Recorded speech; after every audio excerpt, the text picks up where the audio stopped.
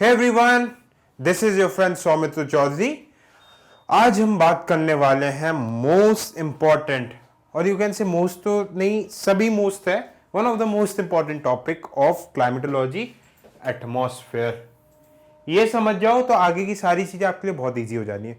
अब एक बहुत इंपॉर्टेंट कंसेप्ट आप लोगों को समझाने वाला हूं, ध्यान से समझिएगा। आइए मेरे साथ। सरफेस है, ठीक है। यहां पे क्या है, ये एयर पार्टिकल्स है, हाई डेंसिटी एयर पार्टिकल्स है। अब ये एयर पार्टिकल्स मान के चलिए सरफेस के ऊपर है, तो इनका वेट होगा, ये क्या करेंगे, प्रेशर लगाएंगे नीचे सरफेस पे। क्लियर? ये पॉइंट हो गया आपका ए, ये आपका एक पॉइंट हो गया बी। यहां पे भी एयर पार्टिकल्स हैं, ये भी सरफेस पे प्रेशर लगाएंगे। तो जो प्रेशर एयर पार्टिकल सरफेस के ऊपर लगाते हैं, we call them it as air pressure. बहुत अच्छी बात। अब क्या हो रहा है, मैं आपको बता रहा हूं कि हवा कैसे चलती है, विंड कैसे चलता है। अब क्या हो रहा है, ये सनरेज आ रही है, सनरेज आ रही है, आई इस सरफेस पे टकराई सनरेज। सरफेस क्या हो गया, हॉट, गर्म हो गया, टेम्परेचर सनरेज का बढ़ने लग गया। अब जैसे ही सनरेज की वजह से सरफेस का टेम्परेचर बढ़ा, क्या होता है, पानी रहता है, पानी को आप गर्म करते हो, पानी उबलता है, तो वो किस में कन्वर्ट हो जाता है, स्टीम, भाप में। भाप बन जाता है तो वो ऊपर उड़ने लग जाता है, हल्की हो जाती है। तो एक चीज हमसे क्या निकल के आई, कोई सी भी चीज अगर आप गर्म करते हो तो वो क्या हो जाएगी, हल्की हो जाएगी, हल्की चीजों के ऊपर उठने लग जाएगी। यही चीज हो रही है, सरफेस गर्म हुआ, ये जो आपके एयर पार्टिकल्स थे, हवा के जो कर्ण थे पार्टिकल्स, ये आपके ऊपर उठने लग जाएंगे, ऊपर उठने लग जाएंगे। ठीक है, अब पूरे के पूरे पार्टिकल्स ऊपर उठ गए। ठीक है, तो यहां पे क्या बच गया, वैक्यूम बच गया, वैक्यूम बच गया। तो यहां के जो पार्टिकल्स ऊपर उठ गए, तो सरफेस पे कोई रहा ही नहीं प्रेशर लगाने के लिए। तो इस वजह से आप क्या बोलोगे, लो प्रेशर, लो प्रेशर। बात समझ में आई? इसके कंपैरिजन में अगर मैं इस बी पॉइंट के कंपैरिजन में ए पॉइंट को देखूं, तो यहां पे तो air particles as it is है, यहां पे तो ज्यादा प्रेशर लग रहा है as compare to B. B में लो प्रेशर है, तो यहां पे ज्यादा प्रेशर लग रहा है, इस वजह से क्या बोलेंगे, हाई प्रेशर। मैथ्स में आप लोग प्रॉब्लम करते हो, आपके प्रिंस सर आप लोगों को पढ़ाते हैं जैसे एनसीईआरटीज वगैरह में, कि दो बड़े बड़े टैंकर्स आपस में कनेक्टेड एक पाइप से, पानी कहां से कहां फ्लो होगा, पानी जिस टैंकर में ज्यादा पानी भरा है और जिस टैंकर में कम पानी भरा है, तो ज्यादा से कम की तरफ पानी फ्लो होगा, जब तक कि दोनों बराबर नहीं हो जा रहे। हवा का भी यही फंडा है, जहां पे ज्यादा हवा है वहां से कम हवा की तरफ फ्लो होना शुरू हो जाएगा। सो ये जो हाई प्रेशर से low pressure extra wind particles flow हो रही है, एयर पार्टिकल्स, इसको हम क्या बोल रहे हैं, विंड। ये होता है टेक्निक हवा चलने का। क्लियर? ठीक है, अब हम पढ़ेंगे, ये बहुत इंपॉर्टेंट सब्जेक्ट, ये आपको अब पूरी क्लाइमेटोलॉजी इस पे चलनी है। अब हम आगे देखते हैं अर्थ का atmosphere, troposphere, stratosphere, mesosphere, thermosphere, exosphere. Earth का स्ट्रक्चर कैसा होता है एटमॉस्फेयर का, इसी का हमें स्टडी करना। आइए, एटमॉस्फेयर ये क्या रहता है, अर्थ का के ऊपर एक ये अर्थ है, उसके ऊपर एक ब्लैंकेट बना हुआ है एयर का, इसे क्या बोलते हैं, एटमॉस्फेयर। इसी एटमॉस्फेयर के अलग अलग लेयर्स रहते हैं जो हमने प्रीवियस स्लाइड में देखे थे।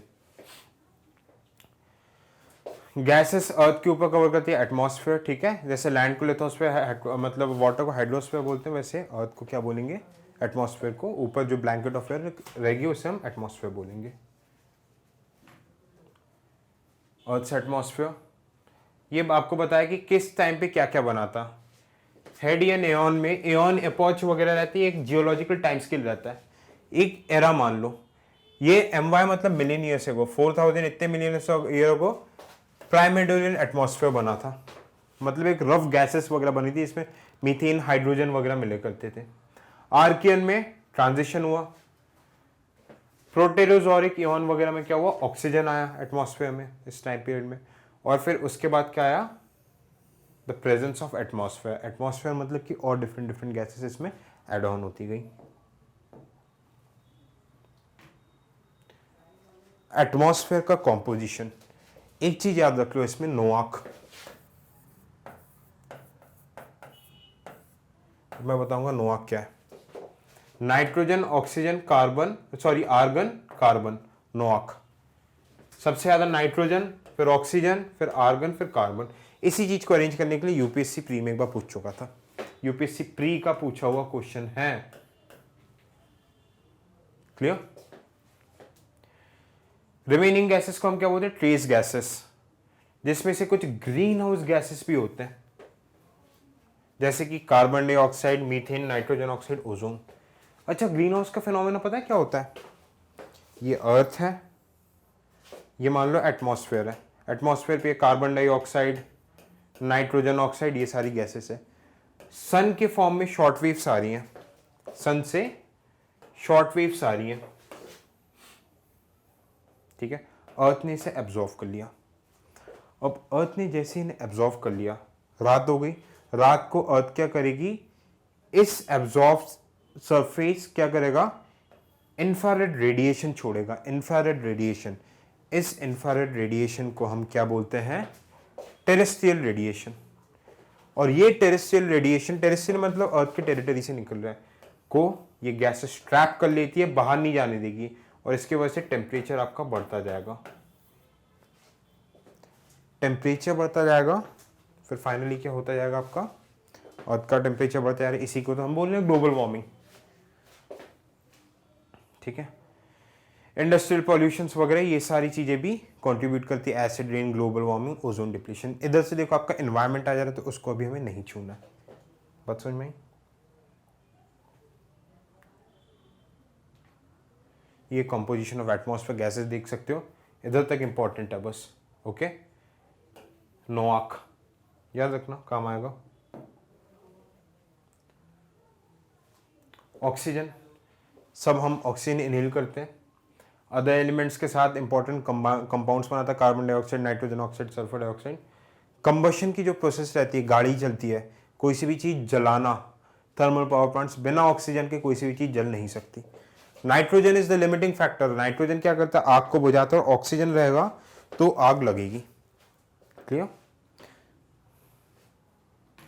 नाइट्रोजन इनर्ट गैस, मतलब ये किसी के साथ रिएक्ट नहीं करता, सब ऑर्गेनिक कंपाउंड्स में रहता है, हमारे अंदर भी है nitrogen. Main function of nitrogen is to control combustion. मैंने क्या बताया था? Limiting factor. नाइट्रोजन हो जाएगा तो आग कहीं पे फैली है तो नाइट्रोजन डालोगे तो आग रुक जाएगी, सॉरी आग रुक जाएगी, डाइल्यूटिंग ऑक्सीजन। ब्लास्ट वास्ट होने से में काफी काम आता है, ब्लास्ट वगैरह रोकने पे, ठीक है। Indirectly helps in oxidation of different kinds. Clear? Carbon dioxide green house gas है, प्लांट्स में के लिए यूजफुल रहता है, हमारे बॉडी भी इनहेल का, हम लोग एक्सहेल करते हैं, बॉडी के अंदर प्रोड्यूस होता है, फोटोसिंथेसिस प्रोसेस के लिए बहुत ज़्यादा ज़रूरी है। बेसिक चीज़ें हमें पता है इसके बारे में। क्लियर? ओजोन, इतना वॉल्यूम है। यूपीएससी किस टाइप के क्वेश्चंस पूछता है? अरेंजमेंट बोल देगा कि nitrogen dioxide, carbon, oxygen, ozone, इन सबको अरेंज करो, ये सब डेटा आपके याद काम आने। अनइवन डिस्ट्रीब्यूटेड रहता है, कहीं पे ज़्यादा रहेगा, कहीं पे कम रहता है, ठीक है। स्ट्रेटोस्फेयर में रहेगा इतने किलोमीटर्स पे। Greatest concentration of ozone of on, ठीक है। ये इसका मेन काम क्या रहता है? यूवी हार्मफुल रेज रहते हैं, उसको ब्लॉक करता है, जो कि हमसे हमारे अगर अर्थ तक आ जाती है सन से, तो ये कैंसर कॉज करता है, स्किन डिसीज। इवन एक यूवीसी टाइप की रेज रहती है वो, जो कि फैटल रहती है, जो इंसान को मार ही देती है। बात समझ में आई? वाटर वेपर ये इतना रहता है, मॉइस्चर का काम करता है, ये इंसुलेशन एक्शन ऑफ एटमॉस्फेयर, ये भी रेस को रोकता है। हाँ, पर ये ग्रीन हाउस गैस का भी काम करता है, ठीक है। हार्मफुल जो अर्थ के अंदर रेज आती है सन से, उसको ये ब्लॉक करता है, ठीक है। सॉलिड पार्टिकल्स, जैसे पोल्यूशन में आप लोग न्यूज़ पे पढ़ते हो, PM1, PM2.5, PM10, particulate matters वगैरह। ठीक है, तो इसके वजह से क्या रहता है, जो सस्पेंडेड ये solid particles, unburnt carbon particles हो सकते हैं, कुछ भी हो सकता है, dust, responsible for orange and red colours at sunset and sunrise for the length of dawn and twilight. क्या रहता है, रेड कलर क्यों, क्योंकि रेड कलर विबग्योर, जो आप बचपन में पढ़ते हो विबग्योर, इसमें आर जो रहता है रेड, जिससे मैं लिख रहा हूं, इसकी वेवलेंथ सबसे ज्यादा रहती है। किसी भी लाइट की वेवलेंथ अगर सबसे ज्यादा रहेगी तो मैक्सिमम डिस्टेंस तक ट्रैवल करेगी। अब ये होराइजन देखो, सनराइज सनसेट कब होता है, जबकि सन होराइजन पे पहुंचने वाला रहता है, मतलब सन डूबने वाला रहता है। अर्थ के उस डिस्टेंस से सन सबसे ज्यादा दूर चला गया। नून का टाइम रहता है दिन के 2 बजे, तब सन एकदम सिर के ऊपर रहता है। सुबह के टाइम देखो ऐसे, ये मान के चलो मैं यहाँ पे खड़ा हूँ, ऊपर देख रहा हूँ, सन यहाँ से राइज हो रहा है, सुबह के टाइम मेरे को बहुत दूर देखेगा मेरा ये राइट हैंड वाला, फिर एकदम सिर के ऊपर आएगा, सबसे पास हो गया, फिर शाम के टाइम उस साइड डूब गया। क्लियर? तो इस टाइम पे जब ये दोनों साइड सन रहेगा, मेरा मुंडा मान के चलो सन है, तो ये दोनों साइड जब सन रहेगा तो क्या रहेगा, इस एरिया से बाकी की ये जो डिफरेंट कलर्स है लाइट की, ये ट्रैवल नहीं कर पाएंगी, सिर्फ और सिर्फ ट्रैवल करेगा रेड कलर। अब जब ये रेड कलर ट्रैवल करेगा तो ये जो आपके सॉलिड पार्टिकल्स एटमॉस्फेयर में रहेंगे, इनसे टकराएगा, और कौन सा इफेक्ट होगा, scattering. Scattering of light, wavelength red की सबसे ज्यादा, तो सिर्फ रेड ही स्कैटर होगा, स्कैटर होकर हमारी आंखों में आ गई, इसीलिए हमें एटमॉस्फेयर उस टाइम पे रेड कलर का दिखेगा। बात क्लियर? ब्लू कलर भी स्कैटरिंग की वजह से दिखता है, ब्लू कलर, ठीक है, डस्ट पार्टिकल्स की वजह से स्कैटरिंग। सबसे ज्यादा वाइब्रेंट ब्लू कलर रहता है जब दिन के टाइम पे, तो सिर्फ स्कैटरिंग ब्लू कलर का होता है, इसलिए ब्लू ही दिखता है। फॉर्मेशन ऑफ क्लाउड्स में भी बहुत इंपॉर्टेंट है। क्यों क्लाउड्स बनते हैं, आपको क्या पता है, वाटर वेपर्स किस में कन्वर्ट होते हैं, जैसे ये वाटर वेपर लिखा है, ये किस में कंडेंस होगा, वाटर ड्रॉपलेट्स। और ये वाटर ड्रॉपलेट्स किस पे बनेंगे, वाटर ड्रॉपलेट्स आपके बनेंगे जो सॉलिड पार्टिकल्स रहेंगे। ये वेपर गया, इसके बाजू में ही ड्रॉपलेट्स बनना शुरू होगा, फिर ये बड़ा होके बहुत सारे वाटर ड्रॉपलेट्स मिलकर क्या बन जाएगा, क्लाउड बन जाएगा। क्लियर? अगला हमें बात करना है स्ट्रक्चर ऑफ एटमॉस्फेयर, मतलब एटमॉस्फेयर के क्या क्या लेयर्स होते हैं, इसके बारे में हमें डिटेल में स्क्रूटिनी करना है। देखते हैं, पहले सिंपल टर्म्स में समझेंगे, फिर टेक्निकल मैकेनिकल टर्म्स में। अर्थ सरफेस हो गया, इसके डिफरेंट डिफरेंट लेयर्स बनाते हैं, रुको, और नीचे बनाते हैं, ध्यान से समझो। अप्रॉक्स 12 किलोमीटर तक ये वाली जो लेयर होगी, इसका नाम क्या हो गया, ट्रोपोस्फेयर।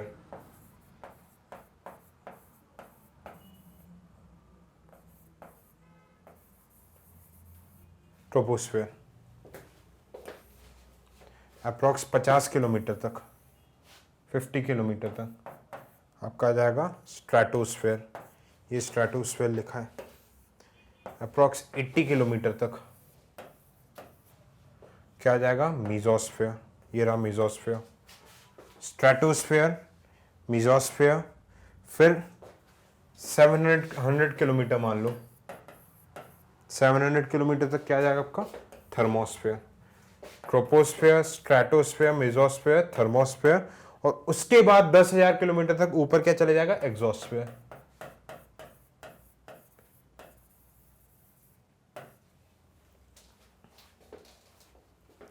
एक आइडियल डायग्राम है, प्रैक्टिकली में थोड़ा डिफरेंट रहता है। अब प्रैक्टिकलिटी में देख लेते हैं कैसा होता है।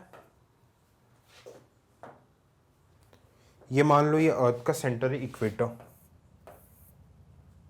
तो ये डायग्राम ऐसा कुछ रहता है। पोलर एरिया में ट्रोपोस्फेयर की हाइट कितनी रहेगी आपकी, अप्रॉक्स 8 से 10 किलोमीटर। क्यों, अर्थ का स्ट्रक्चर कैसा है, जियोइडल है, जियोइडल स्ट्रक्चर है, तो इस वजह से क्या होगा, यहां पे पोल एरिया में ग्रेविटेशनल फोर्स बहुत ज्यादा हाई है, फर्स्ट लेक्चर, सेकंड लेक्चर में हमने देखा था, जैसे इसके पहले वाले लेक्चर में। ग्रेविटेशनल फोर्स यहाँ पे बहुत ज्यादा स्ट्रांग है, तो इसके वजह से क्या होगा, ये एटमॉस्फेयर को पास में खींच के रखेगा, तो ट्रोपोस्फेयर को और पास में पुल करके रखेगा जियोइड शेप की वजह से, तो इसलिए हाइट कम होगी। इक्वेटर पर ग्रेविटेशनल फोर्स सबसे ज्यादा वीक होती है, इसलिए हाइट ज्यादा रहती है ट्रोपोस्फेयर की। अब देखो क्या रहता है ट्रोपोस्फेयर में, जनरली सारे जितना भी आपका phenomena, condensation, precipitation, adiabatic cooling वगैरह, क्लाउड फॉर्मेशन, सारी चीजें होती है ना ट्रोपोस्फेयर के अंदर ही। ट्रोपोस्फेयर में जनरली अगर मैं बेस से एक सर्टेन हाइट तक जाऊंगा, बेस से एक सर्टेन हाइट तक अगर मैं ट्रोपोस्फेयर में ही जाऊंगा, तो क्या हो जाएगा, with height temperature would reduce, with height temperature reduce होगा। अब ऐसा सवाल उठता है, ऐसा क्यों होता है, ध्यान से समझना। ये अर्थ का सरफेस है, एटमॉस्फेयर की डेंसिटी है,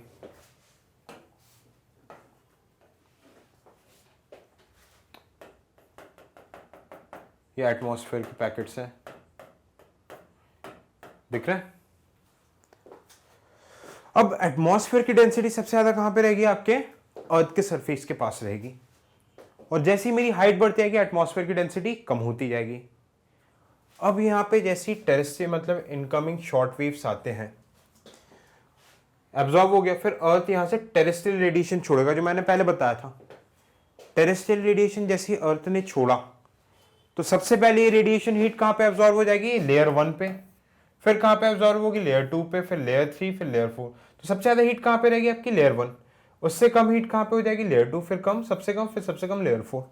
तो मैं अगर कोई बंदा यहां से यहां जाएगा, तो सबसे ज्यादा हीट उसे लेयर 1 पे मिलेगी, फिर कम हीट मिलेगी, मिनिमम हीट लेयर 4 पे मिलेगी। तो इसलिए बेसिक से जैसे मैं ऊपर हाइट पे जाऊंगा, तो temperature of the earth will reduce.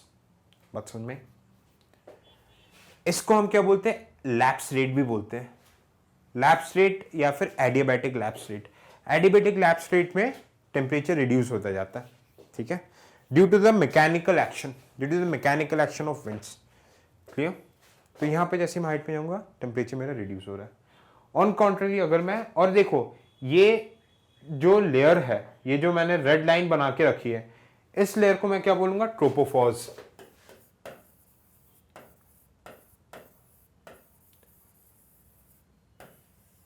ट्रोपोफॉस क्या रहेगा, एक line joining the same temperature regions over a particular height from the surface of Earth. यहां तक बात क्लियर। डाउट्स है, डाउट्स क्लियर करते हुए चलना, डाउट्स पालना नहीं है हमको ये सब चीजों में। बहुत आराम से, इत्मीनान से, प्यार से समझा रहा हूं आपको चीजें, एक एक चीज समझ में आनी चाहिए। अब अगर मैं आ जाता हूं स्ट्रेटोस्फेयर में, स्ट्रेटोस्फेयर में कौन बैठा है, मेरे को पता है कौन बैठा है, यहां पे जल्दी बताओ कौन बैठा है, ओजोन, O3। अब यहां से अल्ट्रावायलेट रेज आ रही है सन की, ओजोन के अपर लेयर ने एब्जॉर्ब कर लिया, ठीक है, फिर भी थोड़ी लेयर रेज आई, फिर नीचे वाले लेयर, ये ओजोन के ऊपर ए लेयर ने एब्जॉर्ब किया, फिर बी लेयर ने एब्जॉर्ब किया, फिर सी लेयर ने एब्जॉर्ब किया। अब थोड़ा दिमाग लगाओ, हीट ऊपर से आ रहा है, इस वाले केस में हीट नीचे से ऊपर जा रहा था ट्रोपोस्फेयर में, स्ट्रेटोस्फेयर में हीट ऊपर से नीचे आ रहा है।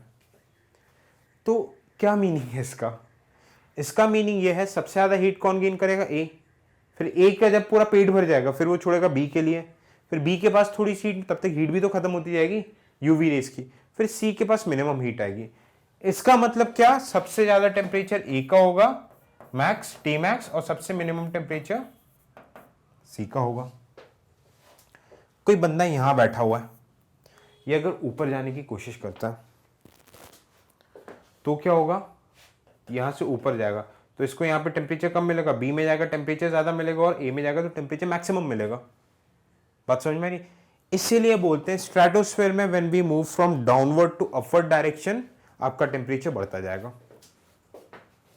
टेम्परेचर बढ़ता जाएगा, ठीक है, ये रीजन है। और इसका नाम स्ट्रेटोस्फेयर क्यों पड़ा, यूवी रेज आती है, ये ओजोन के लेयर्स में हीट को स्ट्रैटिफाई लेयर्स के फॉर्म में छोड़ देती है, तो स्ट्रैटिफिकेशन होता है, that's why it is called stratosphere, ठीक है। फिर हम आ जाएंगे मेसोस्फेयर में। ठीक है। मेसोस्फीयर सेम टेम्परेचर जहां पे रहेगा स्ट्रेटोस्फीयर में, उसको क्या बोलेंगे हम, स्ट्रेटोफॉर्स। फिर हम आ जाते हैं मेसोस्फीयर। मेसोस्फीयर की अगर आप केस स्टडी देखेंगे तो मेसोस्फीयर में भी ऐसा ही कुछ सीन रहता है। अगर आप बेस से लेके ऊपर वाला हाइट पे जाओगे तो आपका टेम्परेचर कम होगा। बात समझ में? स्ट्रेटोस्फीयर में व्हाट हैपेंस कि उल्टा रहता है, नीचे से ऊपर जाओगे तो टेम्परेचर बढ़ेगा, बट मेसोस्फीयर में नीचे से ऊपर जाओगे तो टेम्परेचर कम होगा। रीजन जो मैंने ट्रोपोस्फीयर में समझाया था। बात क्लियर? अब हम आते हैं फोर्थ लेयर, थर्मोस्फीयर। थर्मोस्फीयर में फिर उल्टा चीज हो जाएगा। अगर मैं नीचे से ऊपर जाऊंगा तो टेम्परेचर विल इंक्रीज, उल्टा। स्ट्रेटोस्फीयर और थर्मोस्फीयर उल्टा ही चलता है, उल्टा काम चलता है इनका। ऐसा क्यों? ध्यान से समझना। देखो यहां पे क्या रहता है, चार्ज पार्टिकल्स रहते हैं, प्लस माइनस इलेक्ट्रॉन्स प्रोटॉन्स रहते हैं, चार्ज पार्टिकल्स रहते हैं थर्मोस्फीयर। यहीं पे आपका रेडियो कम्युनिकेशन, माइक्रोवेव कम्युनिकेशन वगैरह ये सारी चीजें होती हैं यहाँ पे, सैटेलाइट्स कम्युनिकेशन वगैरह यूज होता है यहाँ पे। अब यहाँ से एग्जॉस्फीयर से कोई मेट्रॉइड आ रही है रेड कलर में, चलो ब्लैक में मेट्रॉइड बनाते हैं। कोई मेट्रॉइड आ रही है, ये जैसे ही ये चार्ज पार्टिकल से टकराएगी फ्रिक्शन होगा, क्योंकि ऊपर एटमॉस्फेयर बहुत ज्यादा कम है। तो इस वजह से क्या रीजन होगा, फ्रिक्शन की वजह से आपस में घिसेंगे तो ये बर्न हो जाएंगे मेट्रॉइड्स। मेट्रॉइड जैसे ही बर्न होंगे तो हीट रिलीज करेगा। तो मेट्रॉइड सबसे पहले हीट कहाँ पे रिलीज कर रहा है, सबसे पहले हीट रिलीज कर रहा है टॉप लेयर पे, इस वाले लेयर पे। फिर धीरे धीरे हीट नीचे आ रहा है, बेसिक लेयर पे आ रहा है। तो इस वजह से अगर कोई बंदा नीचे से ऊपर जाएगा तो यहाँ पे कब सबसे कम हीट मिलेगी, नीचे। ऊपर मैक्सिमम हाइट पे जाएगा तो उसमें मैक्सिमम हीट मिलेगी। फंडे क्लियर? इसके बाद आता है एग्जॉस्फीयर। ये पूरा वैक्यूम, फिर आउटर स्पेस शुरू हो जाता है आपका। ठीक है, ये मैंने आपको पूरा बताया स्ट्रक्चर ऑफ एटमॉस्फेयर। एग्जाम में आपको आएगा तो यही डायग्राम बना के आना है। N number of times UPSC ये चीज आपसे पूछ चुका है। क्लियर?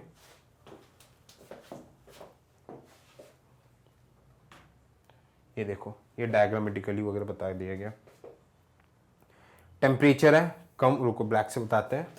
ये टेम्परेचर कर्व है, कम हो रहा है नॉर्मल, फिर हुआ ट्रोपोफॉज में, फिर टेम्परेचर बढ़ा, फिर ये कम हुआ, फिर यहाँ से टेम्परेचर बढ़ना शुरू हो जाएगा।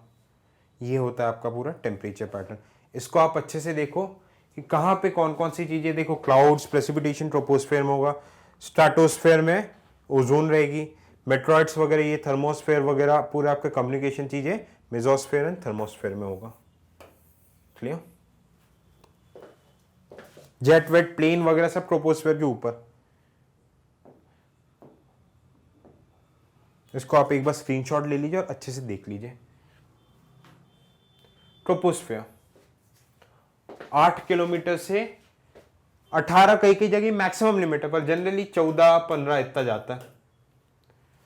इक्वेटर में थिकनेस ग्रेटर है। बात इस, ये देखो जो स्लाइड्स हमने पढ़ी सब चीजों की, हमने ये बात डिटेल में ऑलरेडी अपन कर चुके हैं, या आप टेक्निकल फॉर्म में चीजों को देख सकते हैं। क्लियर? स्ट्रेटोस्फेयर 50 किलोमीटर तक रहता है। टेम्परेचर कुछ टाइम के लिए कांस्टेंट रहता है, फिर जैसे ही हाइट के साथ टेम्परेचर बढ़ने लगता है due to the presence of ozone. इस लेयर में क्लाउड्स वगैरह नहीं होते, ये यूपीएससी का एक स्टेटमेंट में आया था। मैंने क्या बोला, क्लाउड्स पूरे आपके खत्म हो जाएंगे कहाँ पे, ट्रोपोस्फेयर में। बात समझ में आई? इस लेयर में आपके क्लाउड्स नहीं मिलेंगे।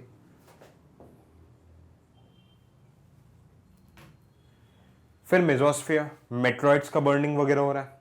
ठीक है, मेट्रॉइड्स वगैरह आ रहे हैं, temperature drop with increasing altitude, ये सबसे कूलेस्ट वगैरह रहता है। मेट्रॉइड्स कहाँ पे आ रहे हैं, एग्जॉस्फेयर में बर्न होके जो रॉ पार्टिकल्स यहाँ पे आ रहे हैं, तो विजिबल यहाँ पे हो पाते हैं सबसे ज्यादा। Just below the mesosphere is so cold that even very scarce water vapor at this altitude can be sublimated into polar mesospheric noticeable cloud। ठीक है, क्या रहता है कि इस टेम्परेचर में, इस हाइट पे मेसोस्फेयर में वापस से टेम्परेचर आपका डिक्रीज होने लगा। इतना कम टेम्परेचर रहता है कि, ठीक है, कि वाटर वेपर्स इस एरिया में सबलाइम भी नहीं हो पाता। हालांकि इतना कम टेम्परेचर रहता है कि वाटर वेपर एग्जिस्ट ही नहीं कर पाते। हालांकि वाटर वेपर्स आ नहीं पाते, पर भूले भटके से आ जाते हैं, तो यहाँ पे एक डिफरेंट टाइप का सब्लिमेटेड क्लाउड्स बनते हैं। गैस से डायरेक्ट सॉलिड बन जाएगा। क्या होता है समझो, गैस है, गैस को ठंडा करोगे तो क्या बनेगा, लिक्विड, लिक्विड को ठंडा करोगे तो क्या बनेगा, सॉलिड। अब यहां पे इतना कम टेम्परेचर -85 तक कि लिक्विड होने का टाइम नहीं रहता, सीधा गैस से डायरेक्ट कौन से स्टेट में पहुंच जाएगा, solid. This is called as sublimation.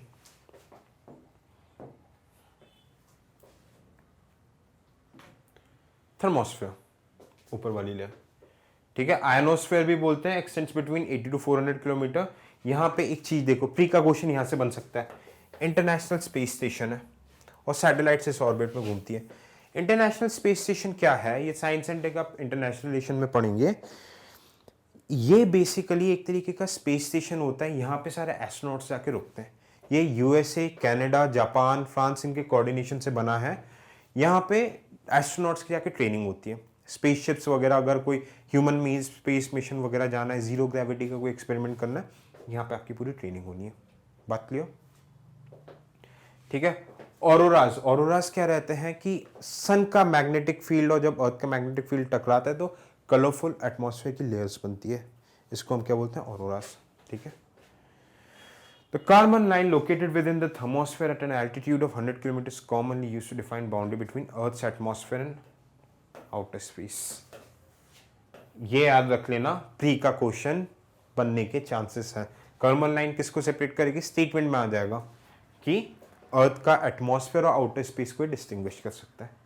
बात समझ में आई,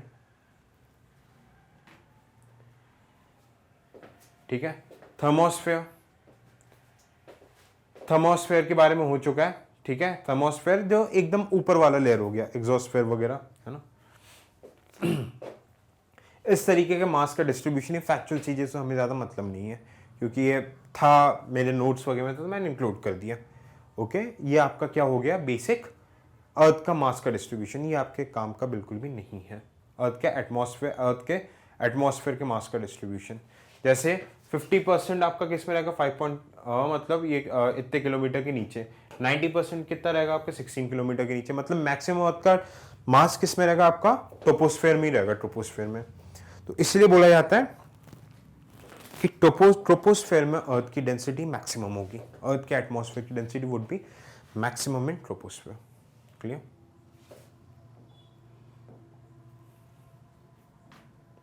ठीक है। ये आप देख सकते हो टेम्परेचर और स्पीड ऑफ साउंड का क्या लोकस है। एक बार ये डायग्राम देखो, आपको चीजें समझ में आ जाएगी। Speed of sound and temperature profile. Speed of sound कहां पे होगा, जहां पे डेंसिटी ज्यादा होगी, ठीक है। तो डेंसिटी का भी रिलेशन आपको स्पीड ऑफ साउंड से निकल के आ जाएगा।